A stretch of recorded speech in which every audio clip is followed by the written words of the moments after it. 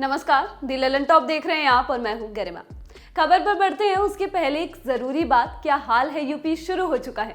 अब सौरभ द्विवेदी दी ललन टॉप पर नहीं दिखाई देंगे। उनको देखने सुनने का एक नया पता है, हमारा नया चैनल ललन टॉप यूपी, जहां पर चुनावी कंटेंट तो है ही, साथ में है व्लॉग, बदकुचन, लाइव, ज्ञान और बहुत कुछ नया।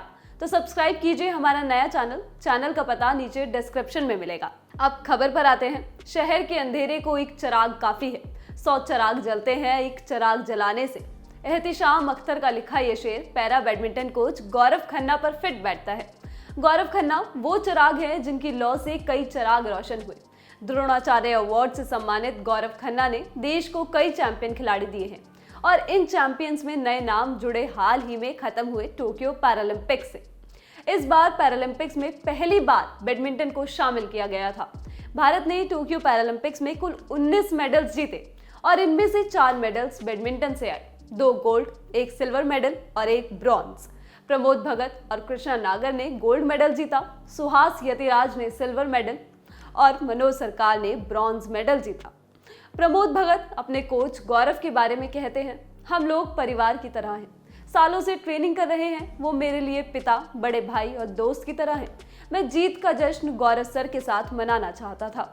वहीं मनोज सरकार कहते हैं, वो गौरव सर ही थे जिन्होंने मुझे पैरा गेम्स के बारे में बताया। उससे पहले मुझे पता तक नहीं था कि ऐसा भी कुछ होता है। कौन है गौरव खन्ना? गौरव खन्ना की जिंदगी लाखों लोगों के लिए प्रेरणा है।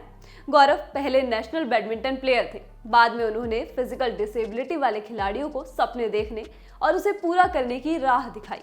सबसे पहले गौरव खन्ना ने उन युवाओं को चुना जो सुन नहीं सकते थे और उन्हें बैडमिंटन खेलने के लिए प्रेरित किया। हालांकि गौरव के लिए डीफ प्लेयर्स को इशारों में समझाना बड़ी चुनौती थी, लेकिन वो इससे जल्द ही पार पा गए। इसके बाद गौरव को डीफ बैडमिंटन टीम का कोच बनाया गया और फिर उन्हें कॉन्टिनेंटल चैंपियनशिप के लिए एशियन टीम के कोच पद के लिए नॉमिनेट भी किया गया।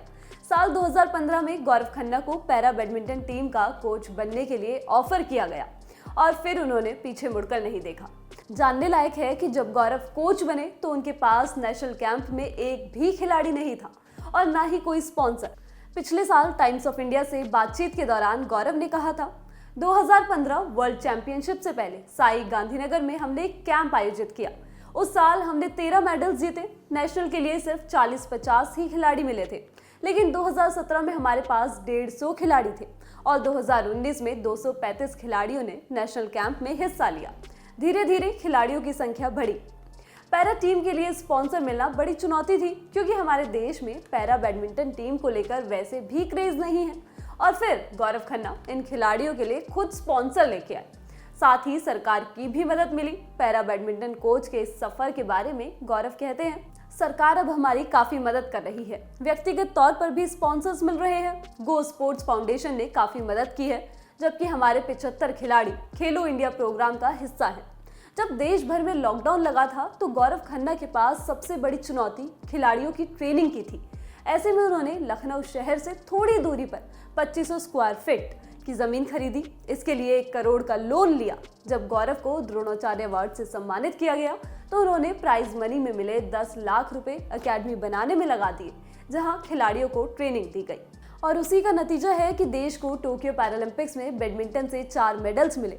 प्रमोद भगत, कृष्णा नागर, पलक कोहली, मनोज सरकार जैसे कई खिलाड़ी अब देश का नाम रोशन कर रहे हैं और उस रोशनी के पीछे गौरव खन्ना है, जो आज कई फिजिकल डिसेबिलिटी वाले युवाओं को सपने पूरे करने की हिम्मत दे रहे हैं। इस वीडियो के लिए रिसर्च और स्क्रिप्टिंग की है अविनाश ने। आप देखते रहिए दी ललन टॉप। शुक्रिया।